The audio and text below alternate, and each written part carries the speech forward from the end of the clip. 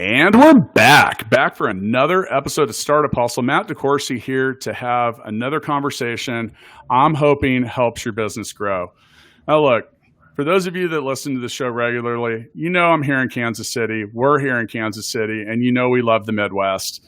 And we are going to tell a great success story about from product to exit, all of it, about a very well-known company here in the Midwest, which I'm going to hold out some suspense for. But overall, I couldn't be more excited than to have these guests with us today to talk about all the great stuff that they did at a company known as Flywheel. So with me today, I have Tommy Vacek and Dusty Davidson of Flywheel. What's up, guys? Hey, Matt. Yeah, thanks for having us.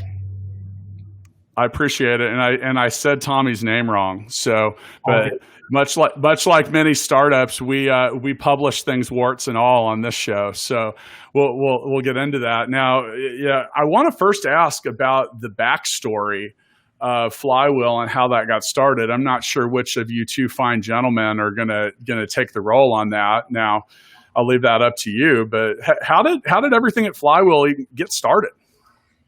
Yeah, so Flywheel started just over 8 years ago. We just celebrated our 8th birthday, and myself and two other gentlemen, Rick Knudsen and Tony Naker, started Flywheel. You know, we'd worked together for many years, building websites for clients, working with a lot of small agencies and freelancers. And my partner Rick was doing freelance design, and we realized that the platforms that you ultimately use to build and host and launch those websites for clients were, commoditized, clunky, sort of stuck in the past. And we wanted to build a modern platform for hosting and building and launching sites built on WordPress. And so thus Flywheel was born, in a way, scratching our own itch, kind of building the platform we wish would have existed.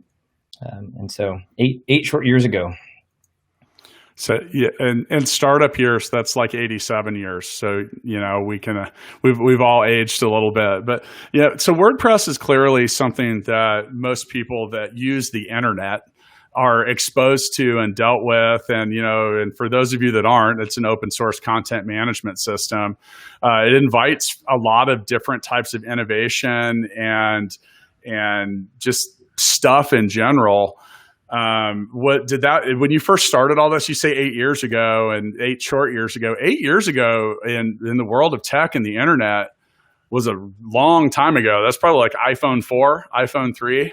I always like to use the iPhone models to give you some perspective, but the world wasn't as capable technologically back then. How did you go about determining the problem that you wanted to solve and how you could actually turn that into a viable business and compared to an open source platform you were going to work with? Yeah, so I think at the time WordPress powered something like 15 or 16% of the websites on the internet, and for context, today it's over 35%. And of course, the internet is a much bigger place. So it was clear at that point that it was a major driver. In fact, WordPress itself was bigger than all of its competitors combined in the content management space. And yet, all of the options, like every website that was built had to live somewhere in, ongoing. And we would build those sites for clients, and I would always say, we'd charge somebody, $10,000 for a website that's beautiful, and then we'd put it on $2 a month hosting. And that was sort of incongruent, right? And nobody always described it as nobody was in love with their hosting company. Like nobody loved it. There was always this pain point. And so, it was kind of a fascinating thing where we saw the rise and the prevalence of WordPress as the leader in this way, especially for freelancers and agencies building sites for clients. And yet there was no really good platform answer to them or for them. And so, that's just a classic gap in the market. We knew it because we felt that every day. And then, we hoped that there were people that were like us. And turns out there's, millions of creative designers and freelancers and agencies around the world that, suffer from the same problems we did.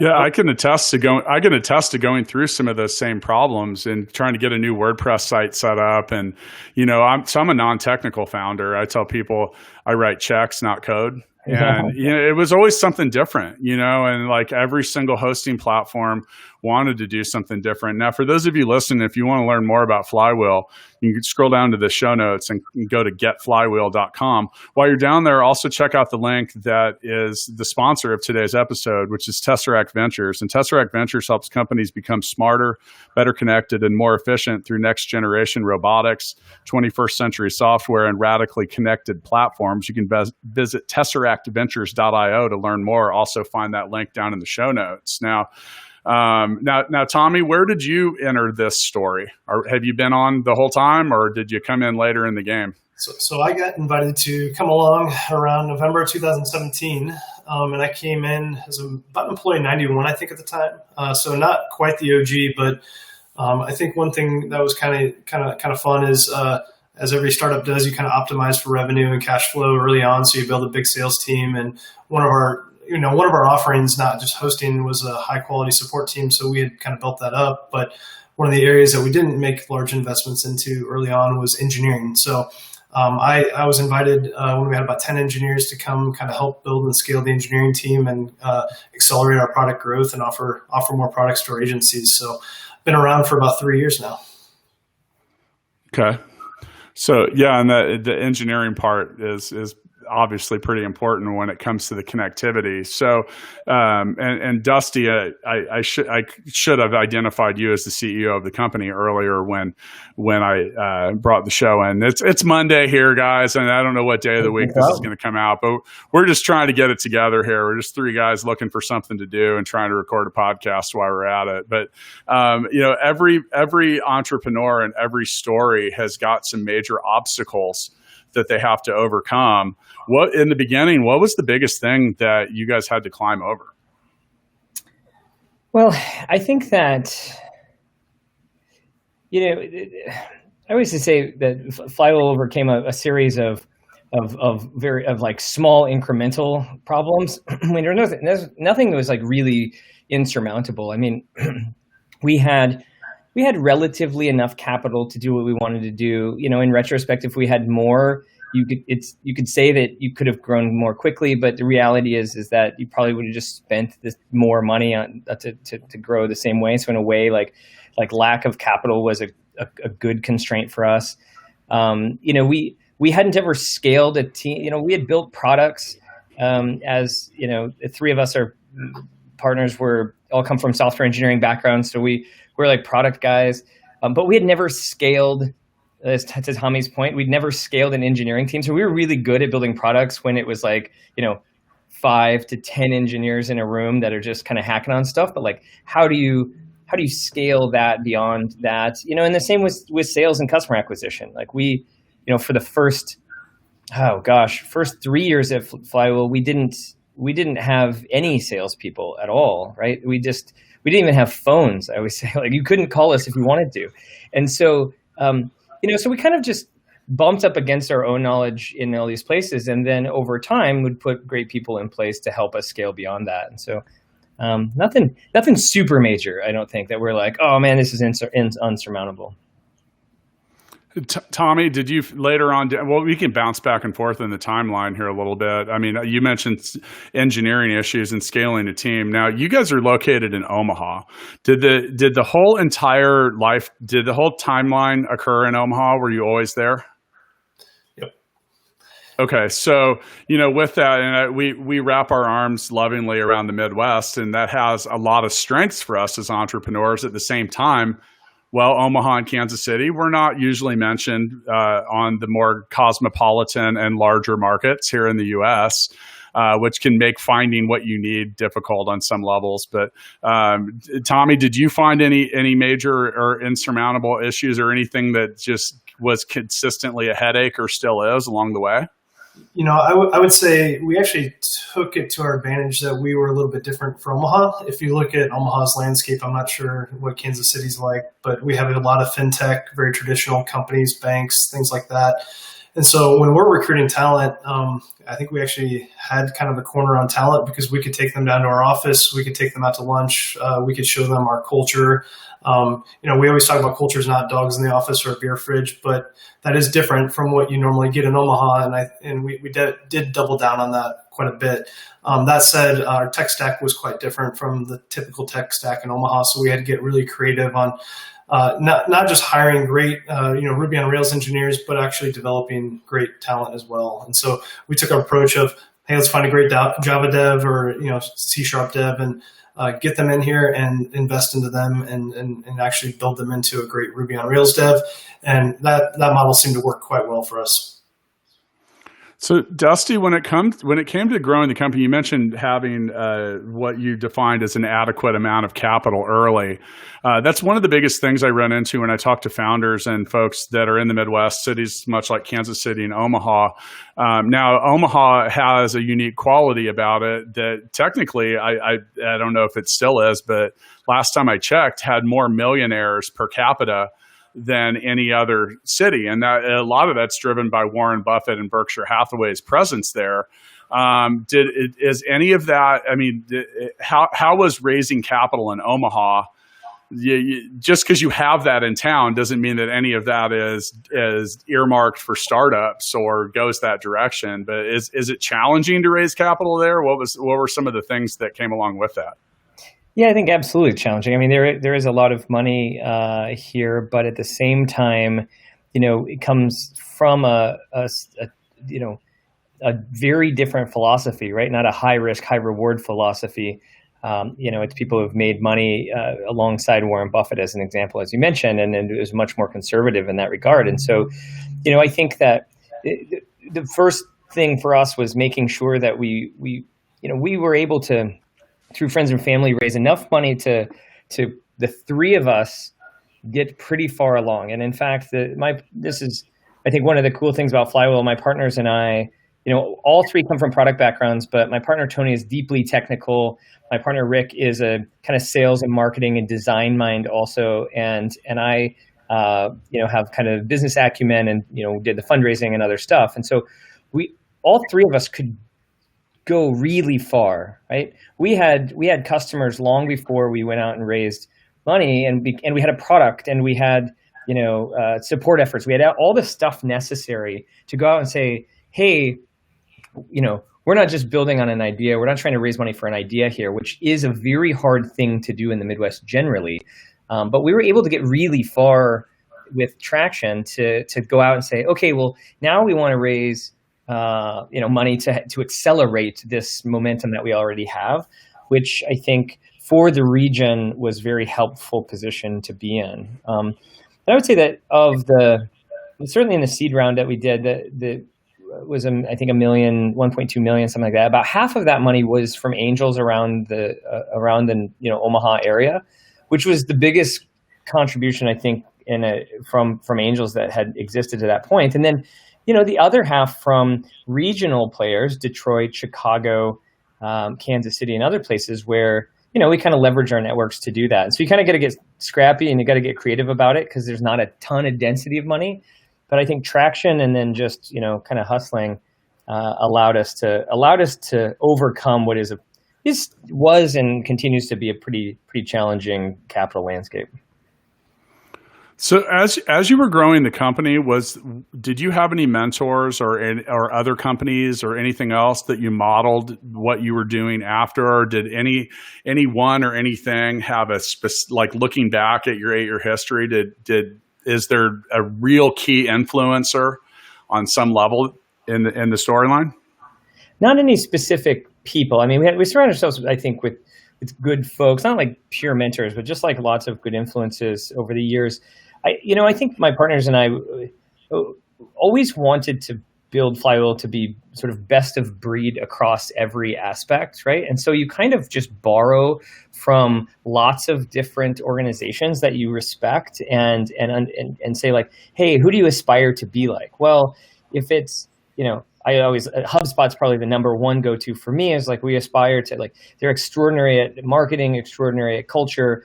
And then you look at other organizations that might be like better at product development, or like, and just kind of like borrow and sort of build up what is a unique picture of how we want to exist in the world.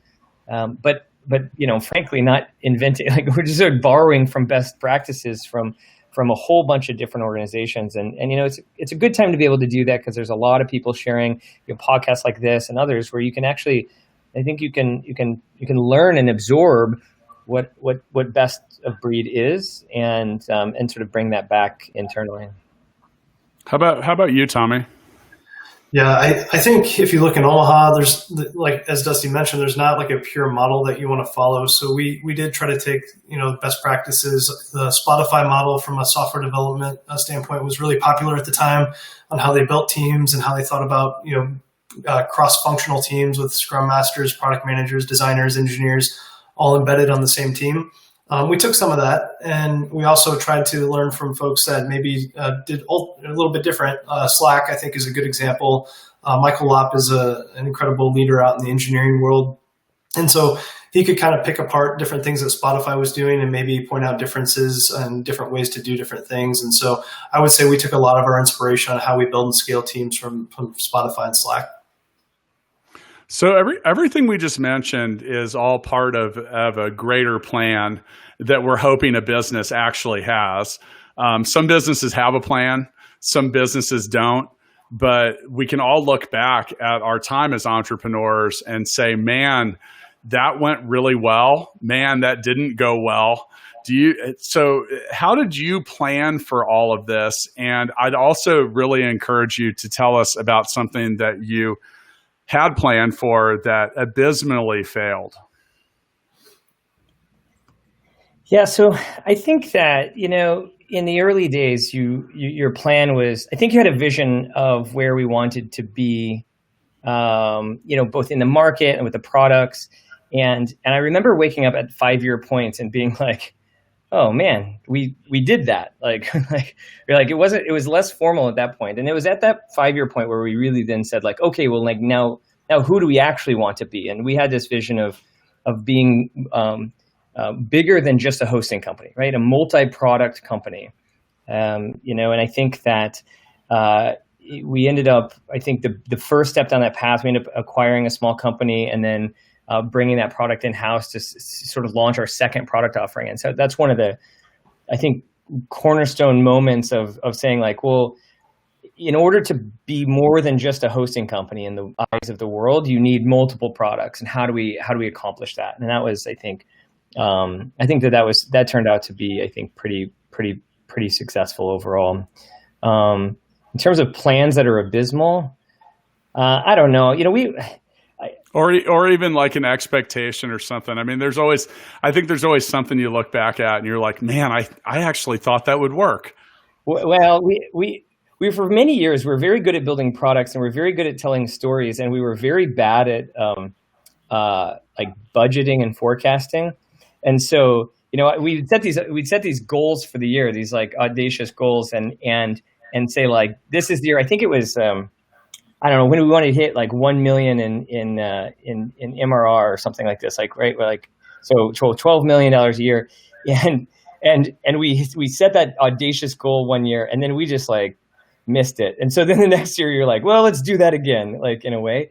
And it was not that it was more that it was audacious and that we weren't good at arriving at well, wait, from a planning perspective, where should we be? But I also stand by that because I love the idea of big goals that sort of push people to go further than they would go otherwise. And if we had set a goal that was attainable, you might actually end up doing less. And so there's lots of those types of examples, I think, where you set these audacious goals and then you miss them. And then to some people would be like, oh no, we failed. And I look at it often and I'm actually, we did far more than we would have done otherwise. Yeah, they like to say a fat dog won't hunt.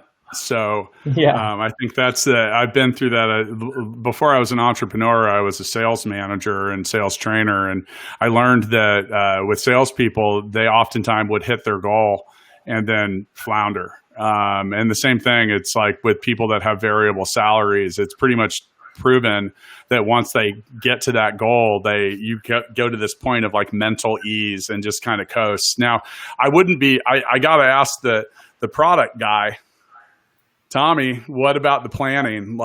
This is now asking a CEO about their planning is about as exact as well, pick something that isn't that exact, because I know as a CEO myself, I'll do the same thing. But we're going to take over the world in 2021, and then it's going to be November of 2021, and we'll be like, well, we got part of it, so we'll try it again next year, just like Dusty said. But from a planning and implementation perspective, like how exact has it been, or this might be a good time for you to vent if you inherited a total goat rodeo when it came to the plans that you might have come in to fix. Well, I can talk about my first couple of weeks at Flywheel. So I joined November. This is a safe space, Tommy. You can say whatever you want in front of Dusty. He's going to have to answer to the Startup Hustle audience. Dusty's already heard all this, so so I came in, and part of it was, hey, we want to scale a product engineering team really fast. And my counterparts at the time, they're like, hey, here's our hiring plan. It's November. We got to get this approved before the new year. I was like, and they're like, we don't want to take it forward. Can you take it forward? And I was like, sure. And I was dumb enough to do that. So I took a hiring plan that essentially was going to double our team within that next year. And I didn't know why, though, was the problem. And so I think, very quickly we had to learn why, what products are we going to build, what are we going to focus on, and where's the value for the company. And so first year, we were not great at it. I think Dusty was smart enough to know, hey, we know we need to grow. We don't know exactly why we need to grow. Let's bring the people in, and we'll figure it out as we go. And every year since then, we've gotten a lot more specific around what the OKRs and what the metrics are that we're trying to achieve for the next year. And so then we've tried to build a hiring strategy, a product strategy around those goals, and get ahead of those hiring plans late in the year, so we're ready to hit the ground running.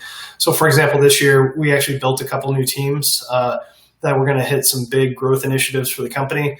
And so we started that process, I would say, back in October of hiring people to bring those folks in, get them rallied around, onboarded. And by the time we're ready to start, we're in January, and we can start building products. And so from a planning perspective, gotten much better. The teams now understand, timelines, why those are important, and why getting products to market and in front of our customers is also important. So every year we've incrementally gotten better at it. Yeah, and as you mentioned, there's a big difference between 5 to 10 people and 100.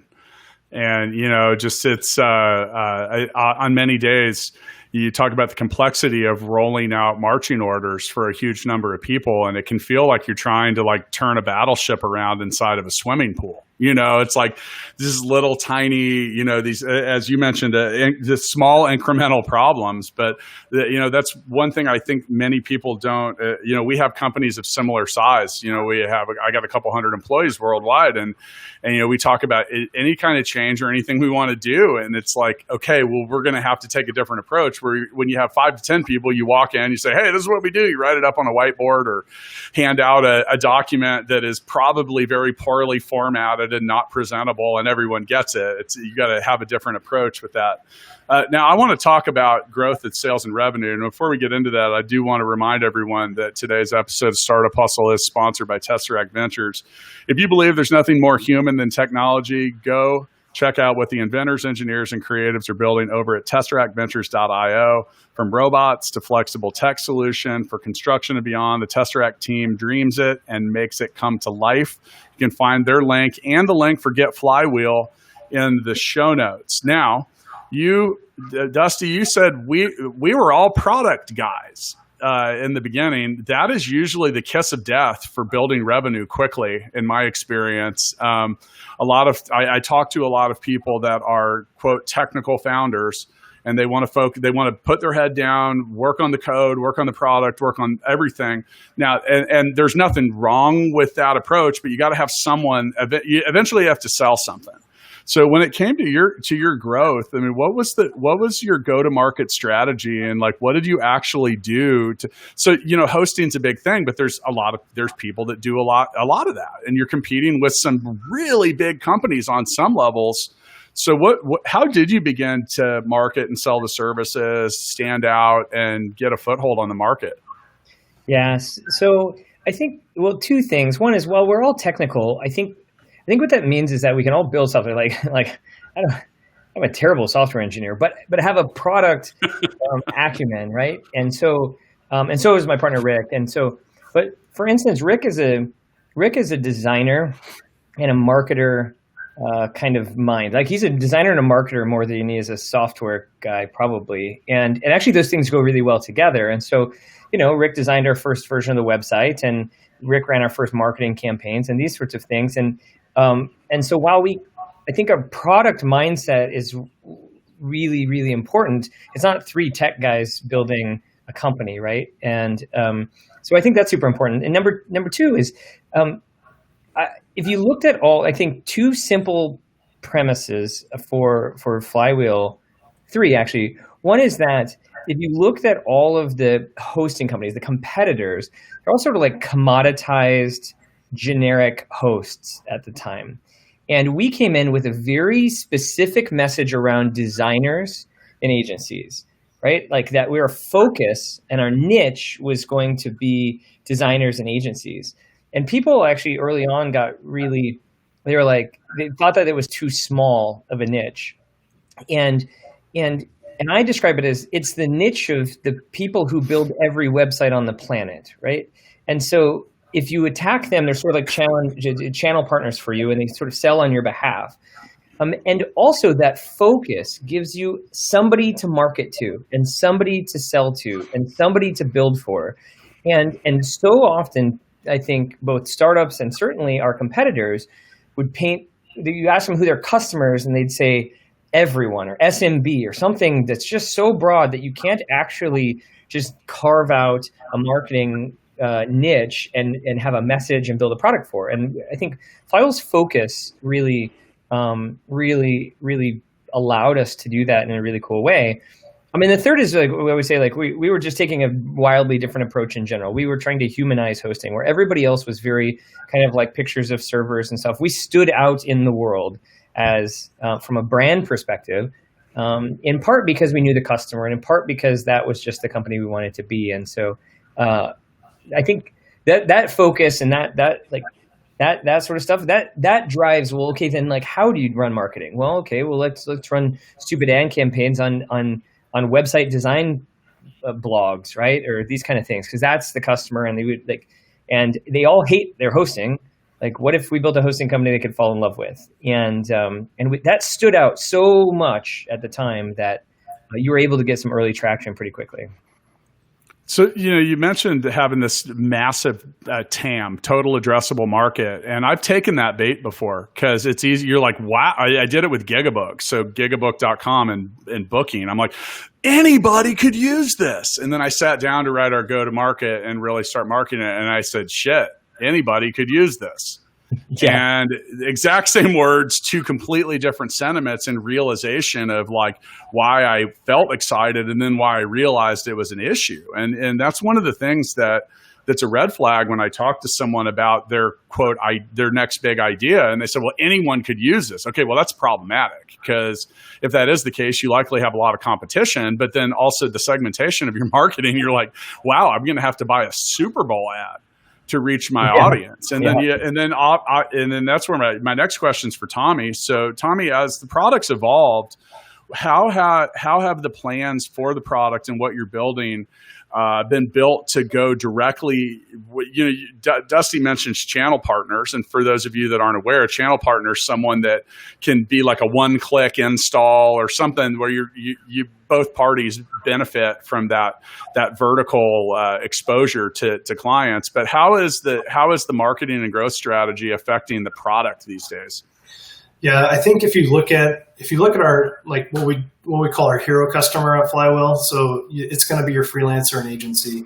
And I think both of those are interesting because both of those, a freelancer and an agency, they're making money based on how efficient their time is. And so if we can build tools, developer tools, or if we can build agency tools that give them time back in their day, then it actually helps them take on more projects, more jobs.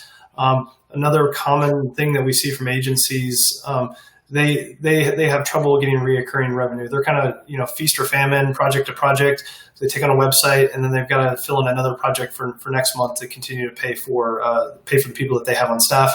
And so we started saying, can we solve that or help solve that for an agency and build a pipeline for them to get reoccurring revenue from their customers? And so we started focusing on some agency tools that help them with efficiency of time, but also how can they provide services back to their customers that are ongoing, get the recurring revenue so they aren't so feast or famine and going from project to project. And we were able to build and focus projects or products around those areas. So it really kind of drove not just hosting, but how can we build software to enhance the lives of developers and agencies, because we believe if agencies grow, we're going to also grow our business as well. I'm going to go ahead and give an endorsement here because I used Flywheel, and go to getflywheel.com if you want to check it out. So this is what I've found great about it. All right, so I at 45, I'm on an adult baseball team, and I play. And the guys that sponsor the team, they own a metal fabrication shop. I mean, they're blue collar dudes, and to them, I'm like the tech guy. And of course, when their website took a crap, they called me, and I'm like, guys, this isn't really what I do. Like, well, you're a computer guy. Sure. How can I help you out, guys? So anyway, they had a very old WordPress template that someone had set up and built for them. I logged in. I couldn't even update the thing. I said, guys, let's just get let's get you on modern hosting. Let's do everything. And because we had used Get Flywheel and getflywheel.com for the full scale site, I knew it was really easy to set up, because I didn't want to distract my own team with this. So I got them set up with Flywheel. And one of the things I really enjoyed is then there's, a minimal monthly charge, $15 a month. Now I was either going to have to rebill that to them or do something, but I can do that right through their platform. They can pay for it directly. So I got them set up and got them moving in minutes. And now, I hadn't set up a WordPress site on a hosting platform in a long time, but I got to tell you, I was like, oh my goodness. I was like, little baby tears of joy were like coming out of both eyes, because that can be a real hassle, and it can be really tough to set up. And then the billing thing too, because I don't have to explain to my business partner where this $15 a month or whatever. I'm like, yeah, but those are guys that run my baseball team. What does that have to do with our business? Nothing. So, being able to set some of that stuff up and do it quickly and easily was appreciated. And, when you're non-technical or you're like an agency owner, that's the cool thing about WordPress is you can put together a website and not have to be a coder. Now, that said, setting it up and what's a DNS setting? What are these things? And now you're in a completely different ballgame, because a lot of that stuff, it can be confusing. And you're if you have to stop and do 4 hours of research before you make sure you're not about to completely implode your client's site before you hit a button. And that's what Flywheel has really been helpful with when it came to that stuff. And I think it's really cool. I've enjoyed the ease of use for doing things once again, that the non-technical don't do that well, like easily having a staging environment and stuff like that. I wasn't about to go set up a subdomain and do a bunch of other stuff, and Flywheel made that possible for me. So thank you guys for saving me all that time. You're welcome. Yeah. So, hey, like I said, that was just a real, well, hey, it's the product is working. So thank you. Now, that was kind of an understatement, because clearly the product has worked. And we're not going to get into the super fine details of this, but I believe it was it last year or earlier this year that you announced the acquisition from WordPress Engine?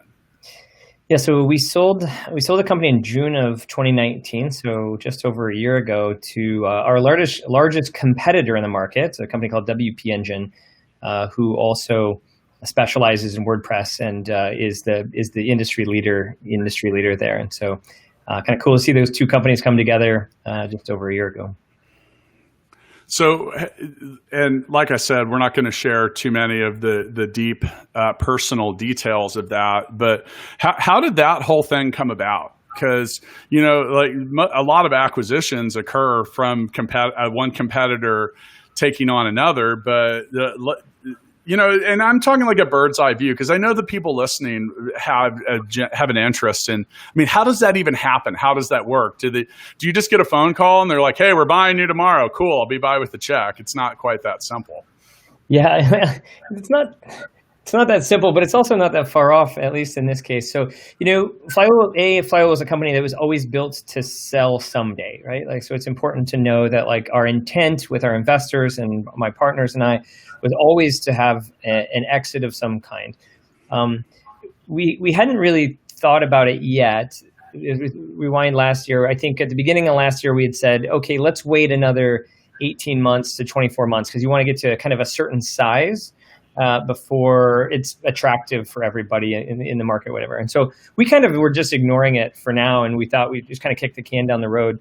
And then in April of last year, I get an email from Heather Brunner, who's the CEO of WP Engine, and it's out of the blue. And I had known Heather; we'd met at conferences and things, but we didn't talk frequently. So this was out of the blue, and it was a simple email that just sort of vaguely said like interested in like talking about partnerships and something. And like, you immediately know what that means. Like your largest competitor isn't like interested in partnering. Like that's not a thing.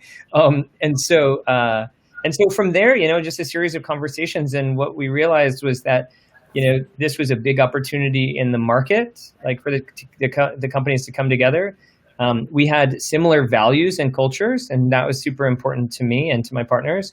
And we knew that our teams would be well taken care of, right? And I think that all of those things kind of came together. And then once you realize those things, just by getting to know each other, then it moved pretty quickly. So the whole process, start to finish, was about, somewhere between 45 and 60 days from initial contact to close, and which was aggressive, but also super fun, because you just sort of like get it done and then can get back to work in kind of a cool way. And we have, like I said, a super complementary set of customers and a super complementary set of products. And, we've spent about the last, 15 months, working together to figure out how to maximize the value of the two orgs coming together.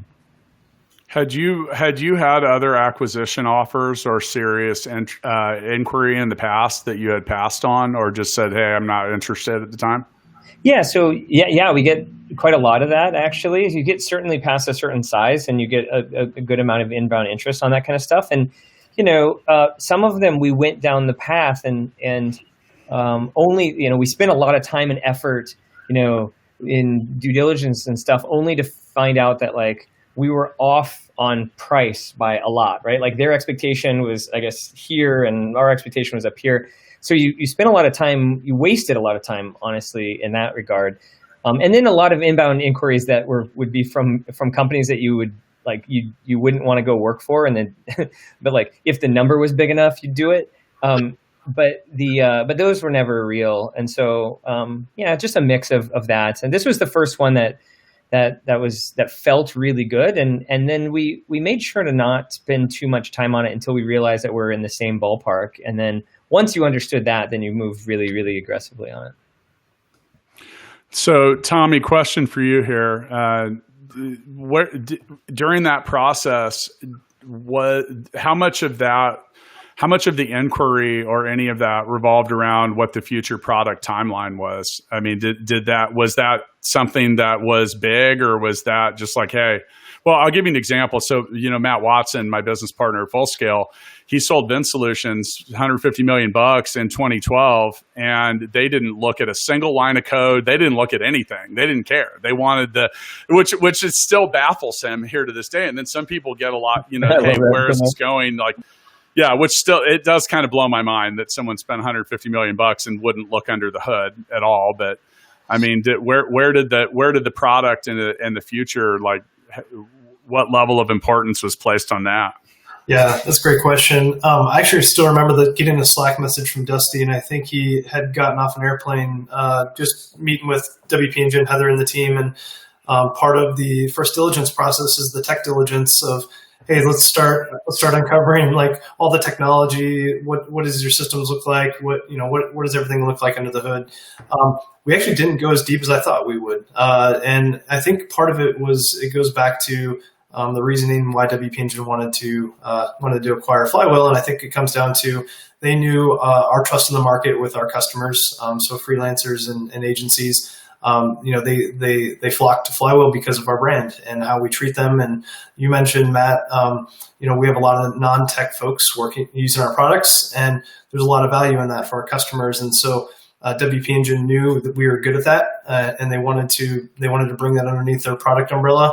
And then additionally, they looked at the talent that we had at Flywheel, and growing any company really fast, especially the growth rate that we want to achieve at WP Engine. They knew they needed more great people, Dusty and others, to come alongside and actually help them achieve that. So some of it was focused on tech diligence, but not nearly as much as you'd expect. I think more of it was focused on like our track record with what we've done with our products and the people that we had at the company. I'll say also, where is WP Engine located? They're not in Omaha. Where are they? No, they are now, but they're located, headquartered in Austin, Texas, and then have an office in Ireland, an office in Australia, and an office in San Antonio, and now an office in Omaha. So. Did you have another comment about the product?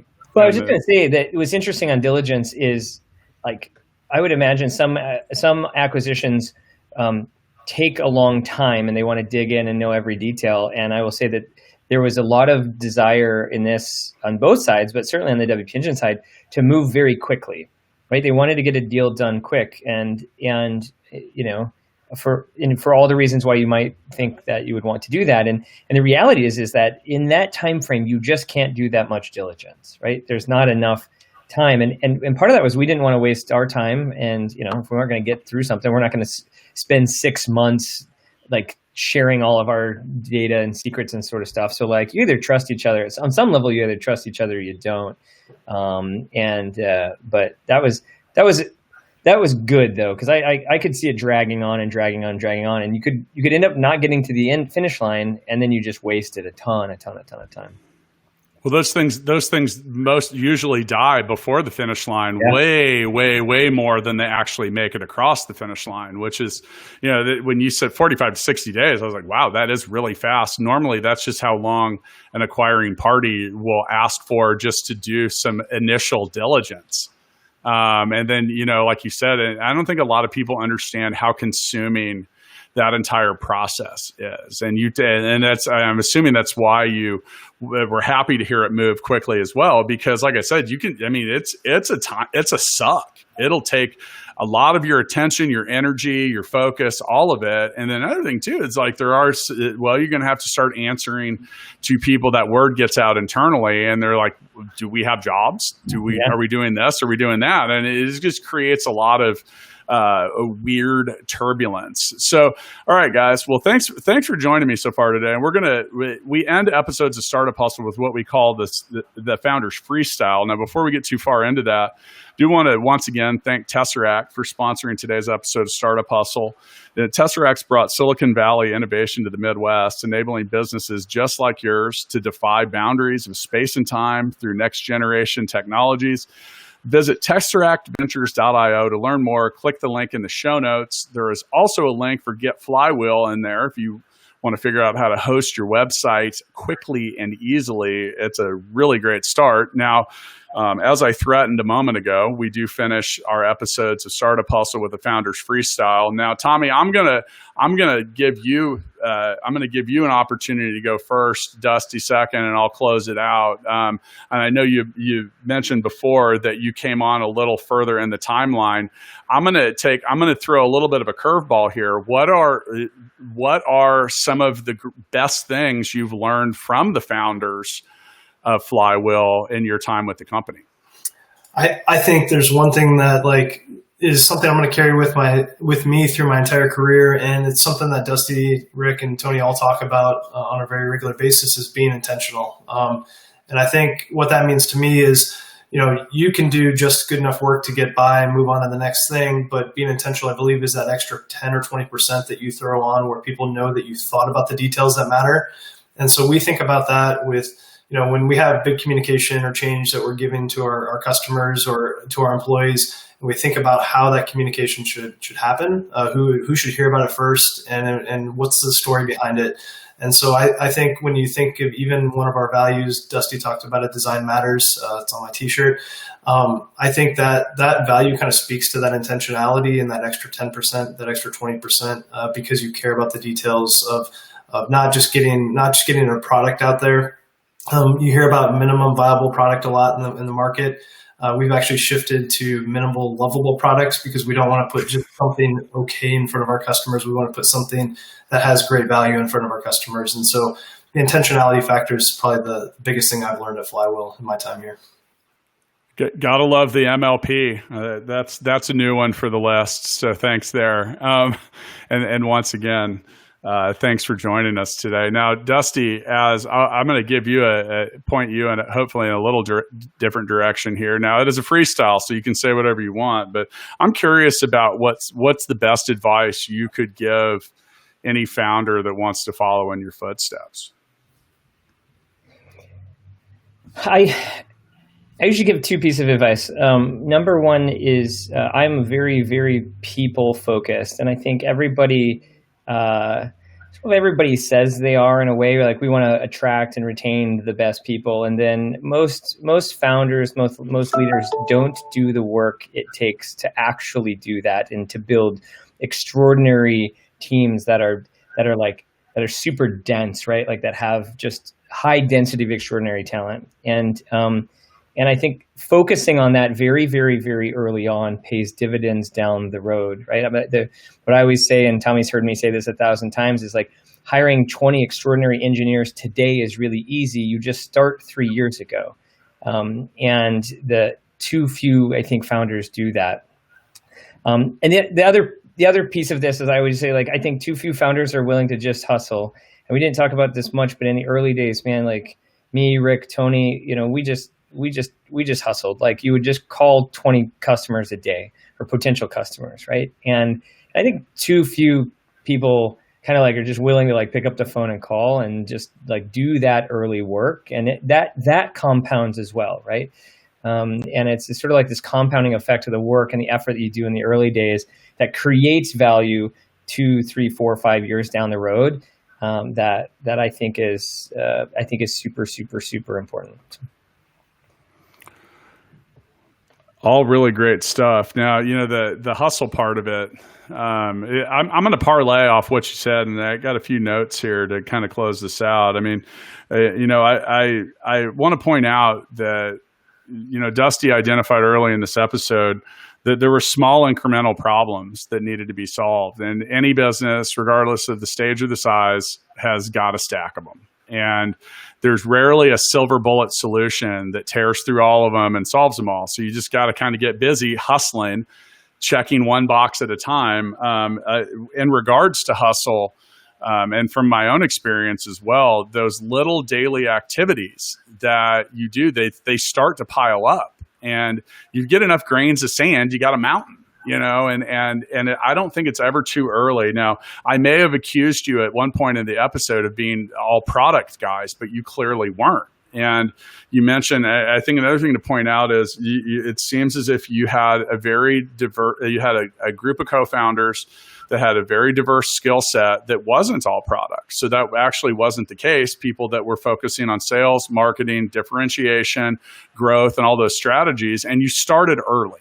That was one of the big takeaways I got from this. And you did clearly as well notify your competitors. You describe them as commoditized. So much in the vein of the minimally lovable product.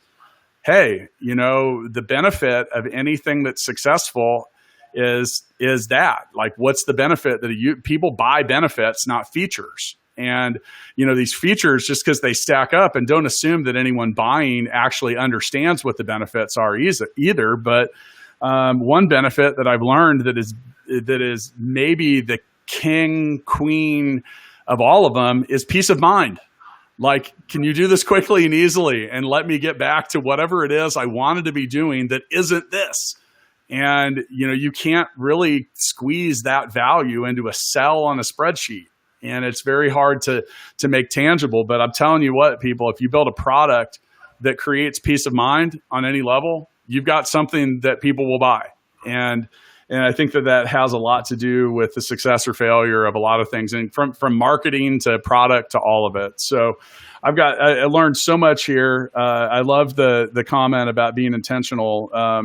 That extra 10 to 20% at Full Scale and Startup Hustle, we use the phrase world class. We say, is this our world class effort? And they say the devil is in the details. I can tell when people are sloppy and just kind of throw something out, as opposed to take a little extra time and make sure it doesn't suck. There you go, like a minimally sucking product. It doesn't sound as good as lovable. So, well, guys, thanks again. I'm going to go ahead and end the episode and get out of here. I got a lot of stuff. I've got a lot of small incremental problems I need to try to solve now. So I'll see you next time. That's awesome. Thanks for having us. See you, man. Cheers.